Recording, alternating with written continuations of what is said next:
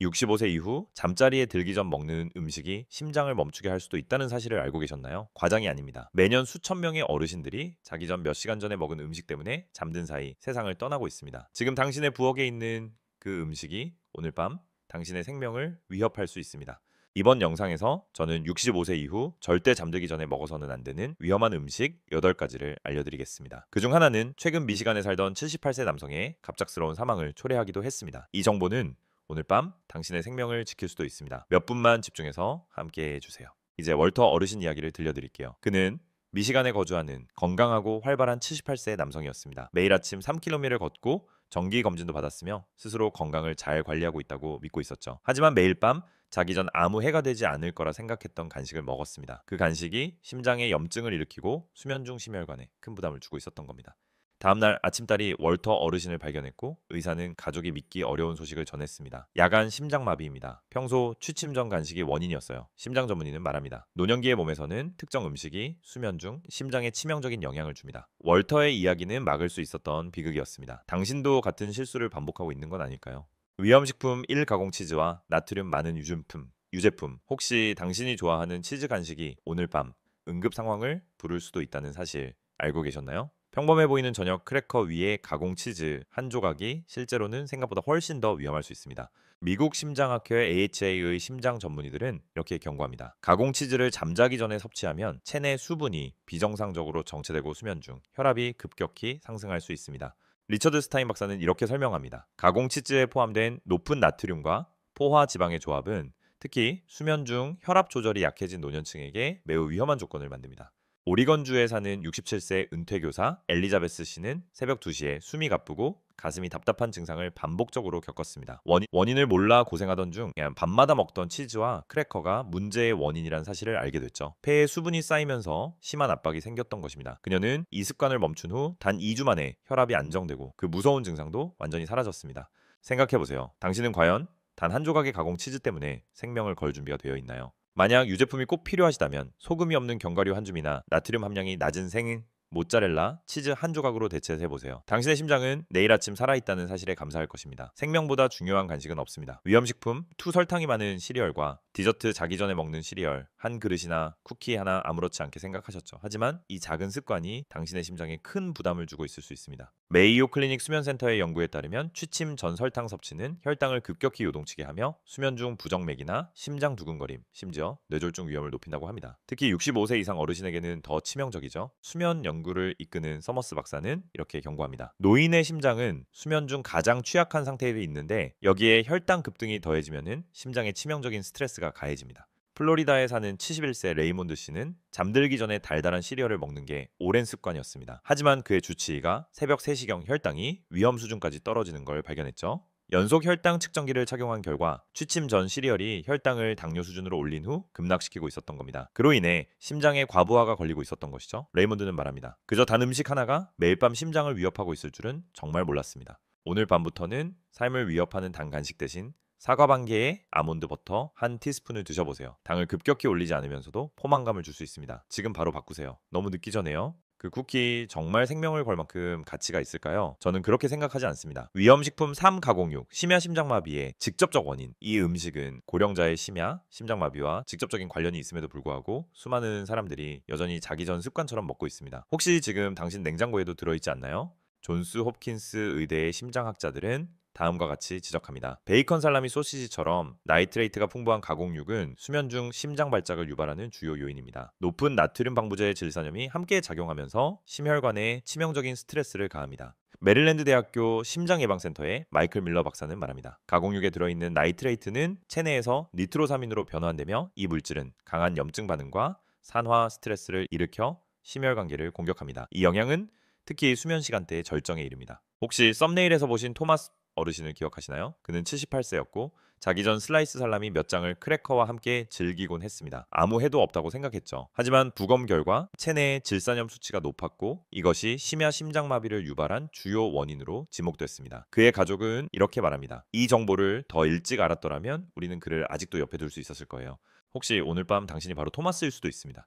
단백질이 필요하신가요? 그렇다면 양념하지 않은 삶은 달걀 하나나 간단히 구운 닭가슴살 조각을 선택하세요. 이 작은 변화가 오늘 밤 생명을 지켜줄 수 있습니다. 가공육 정말 그렇게 먹을 만큼의 가치가 있나요? 냉장고에서 지금 당장 꺼내버리세요. 당신의 심장은 더 좋은 대우를 받아야 합니다. 위험식품, 다 매운 음식, 밤사이 가슴 통증의 원인 혹시 매운 음식을 좋아하시나요? 그렇다면 지금 밤마다 건강을 스스로 위협하고 있을지도 모릅니다. 특히 취침 전 섭취는 생각보다 훨씬 위험할 수 있습니다. 국립노화연구소의 위장병 전문의들은 이렇게 말합니다. 취침 전 매운 음식은 산역류를 유발하고 이는 심장마비와 유사한 증상 혹은 실제 심장 발작까지 초래할 수 있습니다. 이 모든 과정은 미주신경 자극을 통해 심장을 압박하면서 벌어집니다. 컬럼비아 대학교 위장내과 주임 루스키 박사는 덧붙입니다. 매운 음식은 체내 염증 반응을 유발하고 누워있는 동안 그 스트레스는 극대화됩니다. 이로 인해 위산역류와 심혈관 부담이 동시에 나타날 수 있습니다. 애리조나에 사는 68세 패트리샤 씨는 자기 전에 매운 타코를 먹고 새벽 2시에 숨을 쉴 수 없을 정도의 가슴 통증을 느꼈습니다. 남편이 급히 앱실구를 불렀죠. 다행히 심장마비는 아니었지만 의사는 말했습니다. 이런 염증 상태가 반복되면 진짜 심장에 이상이 올 수 있습니다.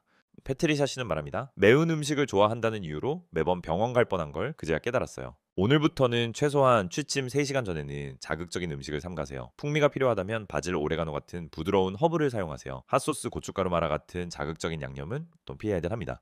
생각해보세요. 그 매운 음식 한 접시 오늘 밤 응급실에서 보내는 것보다 가치 있나요? 아니면 내일 아침 가족과 함께 웃으며 깨어나는 것이 더 소중한가요? 위험식품, 알코올, 수면 중 호흡 정지와 심장 부담의 원인. 혹시 저녁 식사 후 한 잔의 와인 잠자기, 전 위스키 한 잔으로 하루를 마무리하시나요? 그 무해해 보이는 습관이 사실은 당신의 심장을 조용히 짓누르고 있을 수 있습니다. 스탠퍼드 수면의학센터 연구팀에 따르면 취침 전 음주는 노인의 심호흡을 방해하고 수면 중 산소 포화도를 최대 15%까지 떨어뜨립니다. 그 결과 심장은 부족한 산소를 보충하려고 과도하게 작동하게 되죠. 스탠퍼드 수면의학 임상교수 라파엘 필로 박사는 이렇게 경고합니다. 알코올은 수면 중 인두 근육을 이완시켜 기도를 부분적으로 막고 그로 인해 산소가 부족해지면 심장이 더 세게 뛰어야 합니다. 이 부담은 노인에게 특히 치명적입니다.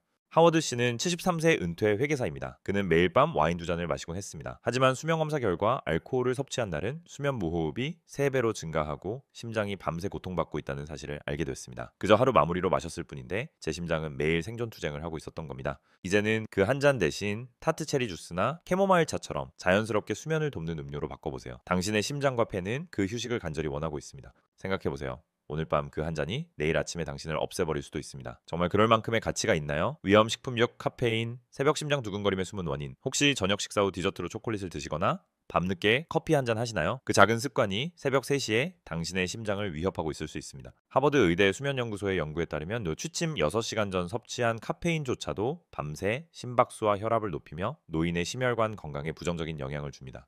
브리검 여성병원 수면의학 책임자 찰스 치슬러 박사는 이렇게 설명합니다. 카페인은 반감기가 57시간입니다. 즉 밤 8시에 마신 커피의 절반은 새벽 23시에도 여전히 몸속에서 작용 중이란 뜻입니다. 이로 인해 혈압 조절이 어려워지고 심장에 불규칙한 자극을 줍니다. 워싱턴의 70세 메러디스 씨는 밤마다 심장이 벌떡벌떡 뛰어 깜짝 놀라 깨어났습니다. 그녀는 이유를 몰랐습니다. 하지만 의사는 밤마다 먹던 다크 초콜릿이 원인임을 밝혔습니다. 단순한 디저트였는데 제 심장이 매일 고통받고 있던 거였어요. 그녀는 그 습관을 끊은 후 단 일주일 만에 심박이 정상화되었다고 말합니다. 그 작은 초콜릿 한 조각이 그렇게 위험할 줄은 정말 몰랐어요.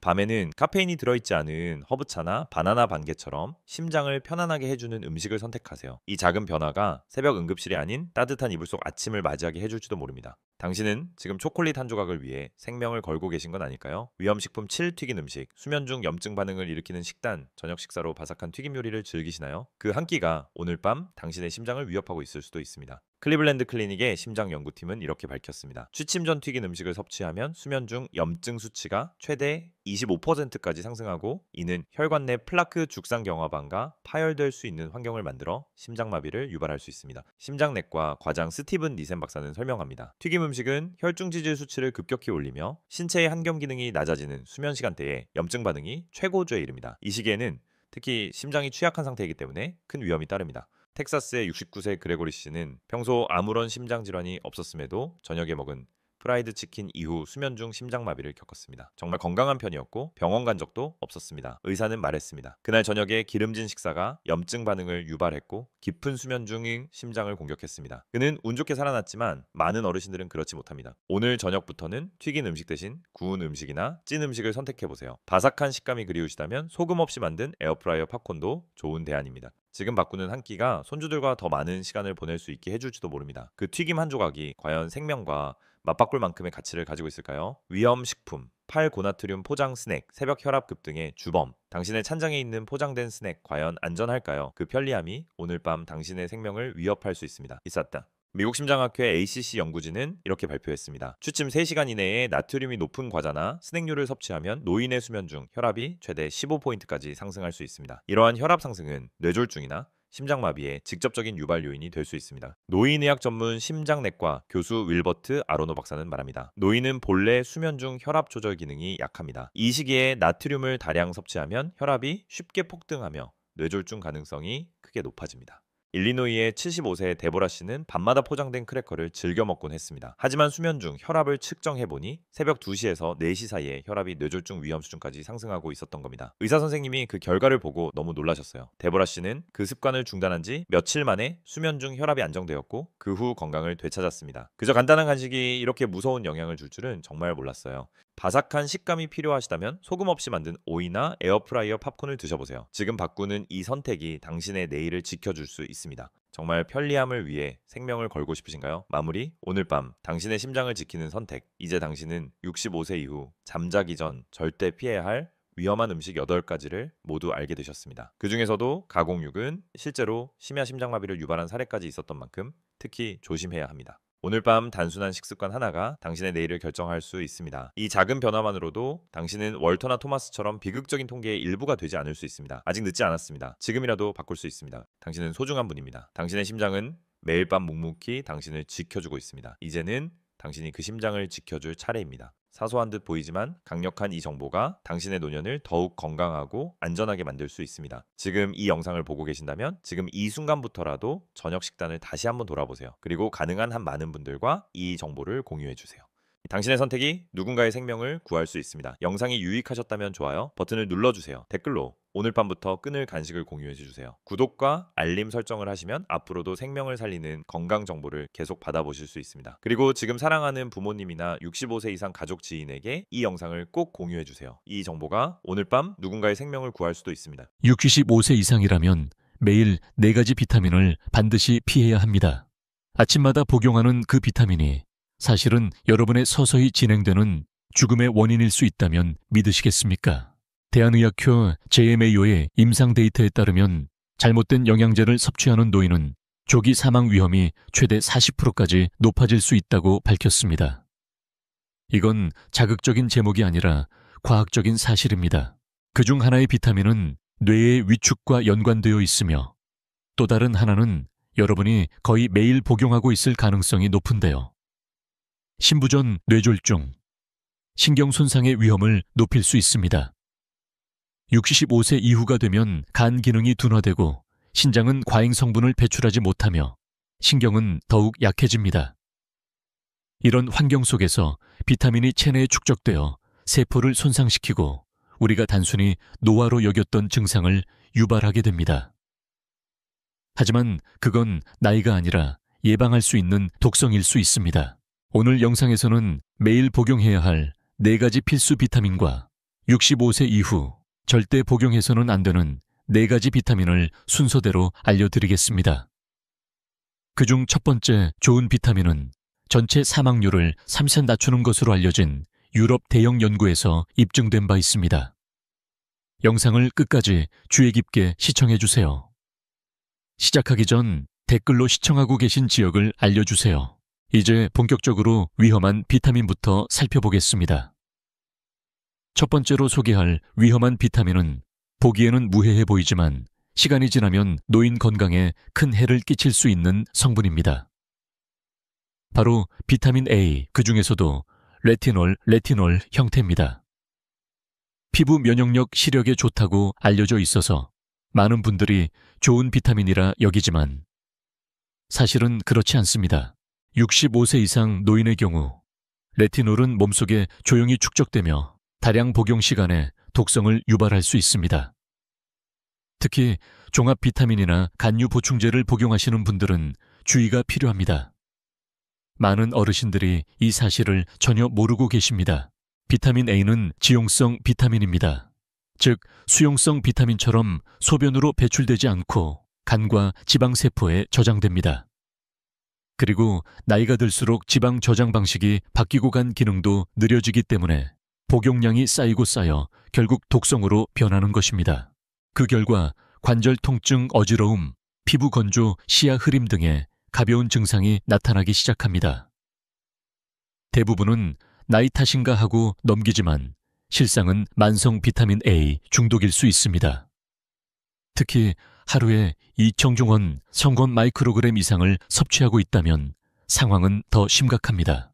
비타민 A 과잉 섭취는 심방세동 심장박동 이상의 위험을 25%나 증가시킵니다.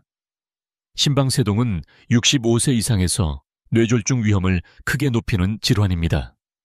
2022년 유럽 임산 영양학 저널 LA에 실린 연구에서도 레티닐 팔미테이트, 레티닐 팔미타테 거제크를 복용 중인 노인은 즉시 다시 생각해봐야 한다고 경고하고 있습니다. 그렇다면 우리 몸에는 비타민 A가 필요 없을까요? 그렇진 않습니다. 하지만 더 안전한 형태로 섭취해야 합니다. 베타카로틴, 베타차로테네. 이 바로 그것입니다.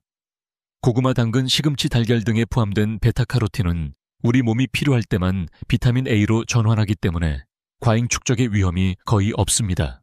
여러분이 드시는 종합 비타민 라벨을 꼭 확인해 보세요. 레티놀 또는 레티닐 팔미테이트라고 적혀 있다면 특히 여성은 하루 700 마이크로그램 이상, 남성은 900 마이크로그램 이상 섭취 시 장기적으로 위험할 수 있습니다. 가장 좋은 방법은 가능하면 음식으로 섭취하세요.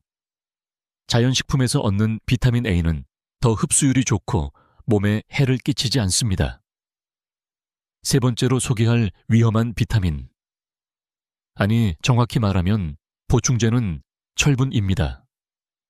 철분은 피로 회복에 좋다고 알려져 있으며 특히 빈혈 예방을 위해 많이 복용하시죠. 65세 이상 어르신들께는 종합 비타민에도 자주 포함되어 있고 손톱이 약해지거나 쉽게 피곤해질 때 권유받기도 합니다. 하지만 진실은 이렇습니다.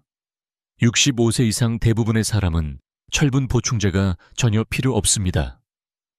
오히려 복용할수록 몸속에 철분이 축적되어간 심장 췌장에 손상을 줄 수 있습니다. 젊을 때는 철분이 자연스럽게 배출되거나 생리 등을 통해 조절됩니다. 하지만 남성은 사춘기 이후, 여성은 폐경 이후 철분이 배출되지 않기 때문에 체내에 남습니다. 특히 65세 이상에서는 간 기능이 느려지고 배출 능력도 떨어져 철분은 점점 쌓이기만 합니다. 이렇게 축적된 철분은 몸에 산화 스트레스를 일으킵니다. 이때 생긴 불안정한 분자들은 내장의 노화를 앞당기고 염증과 세포 손상을 유발합니다. 또한 철분은 지질과 산화물 리피드 페록사이데스 이라는 독성 물질을 생성해 심장질환, 암, 알츠하이머와 연관된다고 밝혀졌습니다. 문제는 증상이 아주 미세하다는 것입니다. 가슴 두근거림, 관절통 피로, 기억력 저하. 이런 증상들을 노화 탓이라고 생각하지만 실제로는 철분 과다로 간 심장뇌가 조용히 손상되고 있는 것입니다. 더 무서운 건 고철분 상태는 쉽게 회복되지 않는다는 것입니다. 낮은 철분 수치는 비교적 빠르게 보충되지만 높은 철분은 장기 손상을 남길 수 있습니다. 그래서 철분이 포함된 종합 비타민은 즉시 복용을 중단하시고 의사에게 다음 검사를 요청하세요. 철 저장량 페리틴, 페리틴, 철 포화도 트랜스퍼린 세츄레이션. 검사 결과 철 수치가 높다면 붉은 고기 섭취를 줄이고 철분 보충제는 즉시 중단해야 합니다. 더 나은 선택은 무철분 종합 비타민을 고르는 것입니다. 젊을 때는 철분이 도움이 되지만 65세 이상에서는 마치 불난집에 휘발유를 붓는 것과도 같습니다. 두 번째로 위험한 비타민은 많은 노인분들이 매일같이 복용하고 계신 칼슘 보충제입니다. 뼈 건강에 좋다는 이유로 거의 모든 종합 비타민 병원 리플렛 시니어 광고에 포함되어 있지만 사실은 65세 이후에는 칼슘 보충제가 심장마비, 뇌졸중, 동맥 석회화를 유발할 수 있다는 것 알고 계셨나요? 이건 겁주는 이야기가 아닙니다. 수많은 연구가 이미 밝혀낸 과학적인 사실입니다. 칼슘은 분명히 필요합니다. 하지만 문제는 몸 안에서 어디에 흡수되느냐입니다. 젊을 때는 성장 호르몬과 영양소 덕분에 뼈가 스펀지처럼 칼슘을 잘 흡수합니다. 하지만 65세가 넘어가면 특히 남성 노인과 폐경 후 여성은 흡수율이 급감합니다. 이렇게 흡수되지 않은 칼슘은 어디로 갈까요? 관절, 연조직 동맥벽으로 들어가서 굳히게 됩니다. 뼈가 단단해지는 게 아니라 동맥이 굳어지는 것이죠. 뇌졸중 위험이 올라가고 심장에 무리가 가기 시작합니다. 하지만 대부분의 노인은 이 사실을 모릅니다. 나는 뼈 약하니까 칼슘 먹어야지 라는 생각으로 매일같이 복용합니다. 하지만 비타민 D3나 하브와 함께 복용하지 않으면 그 칼슘은 뼈가 아닌 혈관에 쌓이게 됩니다. 게다가 칼슘 보충제는 변비 속 더부룩함, 위장장애, 철분 아연 흡수 저해까지 일으킬 수 있습니다. 특히 위산 억제제를 복용 중인 어르신은 칼슘을 제대로 흡수하지도 못합니다. 결국은 장은 힘들고 뼈는 약하고 심장은 더 고생하게 되는 악순환입니다. 그렇다면 대안은 뭘까요? 칼슘은 음식으로 섭취하는 것이 가장 안전합니다. 시금치, 케일 등 녹색 채소, 뼈째 먹는 정어리, 요거트, 아몬드, 치아씨드 등 이러한 식품 속 칼슘은 몸에 잘 흡수되고 혈관에 무리를 주지 않습니다. 그리고 꼭 기억하세요. 칼슘을 보충할 땐 비타민 D3와 K2가 함께 있어야 합니다. 그래야 칼슘이 혈관이 아닌 뼈로 이동할 수 있습니다. 만약 현재 복용 중인 종합 비타민에 500개, 1000mg의 칼슘이 포함되어 있다면 식단까지 고려했을 때 지나치게 많을 수 있습니다. 뼈가 필요한 것은 칼슘만이 아닙니다. 움직임 균형 자극, 그리고 올바른 방향이 필요합니다. 여러분의 심장을 위해 칼슘은 쌓이게가 아니라 제자리로 가게 해야 합니다. 지금부터 말씀드릴 가장 위험한 비타민 1위, 바로 비타민 B6입니다. 많은 분들이 놀라시겠지만 B6는 피로, 회복 신경 건강, 두뇌 활성화에 좋다고 알려져 있어서 시니어용 종합 비타민 에너지제, 뇌 영양제 등에 자주 들어가 있습니다. 심지어 의사도 권장하기도 하지요. 그런데 65세 이상에서는 이 비타민이 조용히 신경계를 망가뜨릴 수 있습니다. 근육을 약화시키고 균형을 무너뜨리며 마치 노화처럼 보이는 증상들을 유발합니다. 왜 그럴까요? 비타민 B6는 수용성이기 때문에 과잉 복용해도 소변으로 배출된다고 알고 계신 분이 많습니다. 하지만 실제로는 그렇지 않습니다. B6는 고용량일 경우 신경조직에 축적되며 독성으로 작용합니다. 이 말은 곧 발바닥이 타는 듯한 느낌, 손발 저림, 균형장애, 근육 약화 이런 증상들이 나타나기 시작해도 대부분은 나이 탓 혹은 당뇨병성 신경병증으로 오인합니다. 하지만 원인은 고용량 비익수일 수 있습니다. 공식 상한선은 하루 100mg이지만 연구에 따르면 하루 50mg만 복용해도 노인에게는 중독이 생길 수 있습니다. 게다가 한 번의 에너지제나 뇌 영양제만으로도 100, 250% 이상을 초과하는 경우가 흔합니다. 이를 종합 비타민 강화식품과 함께 먹으면 알지 못한 채 누적 독성이 발생하게 됩니다. 그리고 한번 손상된 신경은 회복이 매우 더디고 영구적일 수도 있습니다. 특히 65세 이상은 신진대사가 느리고 간 기능이 떨어져 이 비타민을 제대로 배출하지 못합니다. 또한 당뇨병, 갑상선 질환 등의 기존 질환이 있는 경우 더 위험합니다. 그렇다면 안전한 복용량은 얼마일까요? 남성은 하루 1.1kg, 여성은 1.5mg 정도면 충분합니다. 병아리콩, 참치, 칠면조, 바나나, 강화 시리얼 이런 음식만으로도 충분히 섭취할 수 있습니다. 임상적으로 B6 결핍이 혈액검사로 확진되지 않았다면 별도로 고용량 보충제를 복용하실 필요는 없습니다. 지금 복용 중인 제품에 비가스가 50mg 이상 포함되어 있다면 의사와 상담하고 시니어 전용 저용량 제품으로 교체하거나 중단하셔야 합니다. B6는 많다고 좋은 게 아닙니다. 65세 이후에는 오히려 신경을 서서히 파괴할 수 있는 위험한 독이 될 수 있습니다. 지금부터는 65세 이후 매일 복용해야 할 4가지 비타민을 소개해드리겠습니다. 첫 번째, 즉 옥사위는 흡수 잘 되는 마그네슘입니다. 사실 마그네슘은 우리 몸에 300가지 이상의 효소 작용에 필수적으로 필요하지만 노년기에는 자주 간과되는 영양소입니다. 65세 이상이 되면 마그네슘이 몸에서 빠르게 줄어듭니다. 왜냐하면 신장이 마그네슘을 더 많이 배출하고 장에서 흡수율이 떨어지고 혈압약, 이뇨제, 위산억제제 등 노인이 자주 복용하는 약물이 마그네슘을 더 고갈시키기 때문입니다. 그 결과 나타나는 증상은 피로감, 근육 경련, 불면증, 불안감, 심장 박동 불규칙, 인슐린 저항성. 이러한 증상은 천천히 나타나기 때문에 대부분은 노화로 착각하게 됩니다. 하지만 놀랍게도 마그네슘을 충분히 보충한 노인들은 수면질이 향상되고 근육 경련이 줄고 균형 감각이 개선되며 생각이 더 또렷해졌다고 보고합니다.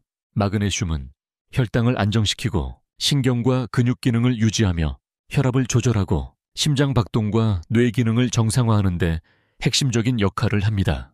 실제로 마그네슘 부족은 심방세동 치매, 제2형 당뇨병의 위험 증가와 직접 연관되어 있습니다. 하지만 주의할 점도 있습니다. 모든 마그네슘 보충제가 좋은 것은 아닙니다. 흔히 유통되는 산화 마그네슘, magnesium 옥사이드는 흡수율이 매우 낮고 위장 장애를 유발할 수 있습니다. 노년기에는 다음과 같은 흡수 잘 되는 마그네슘 형태를 추천합니다. 마그네슘 글리시네이트, 마그네슘 글라이시네이트, 마그네슘 시트레이트, 마그네슘 시트레이트, 마그네슘 말레이트, 마그네슘 마라테. 이들은 위에 부담을 주지 않으며 노인도 흡수하기 쉬운 형태입니다. 권장 복용량은 하루 200mg, 개인의 건강 상태나 식단에 따라 다를 수 있습니다. 또한 다음 식품들도 마그네슘을 풍부하게 포함하고 있습니다. 시금치 같은 녹색 채소, 아보카도, 호박씨, 아몬드, 검정콩 등. 하지만 현대 토양의 영양 고갈로 인해 음식만으로는 충분하지 않을 수 있어 특히 약을 여러 개 복용 중인 노인은 보충제를 병행하는 것이 안전합니다. 65세 이후 꼭 복용해야 할 비타민 3위는 비타민 D3입니다. 많은 분들이 D3를 단지 뼈 건강을 위한 영양소로 알고 계시지만 사실 D3는 우리 몸에서 가장 중요한 호르몬 중 하나입니다.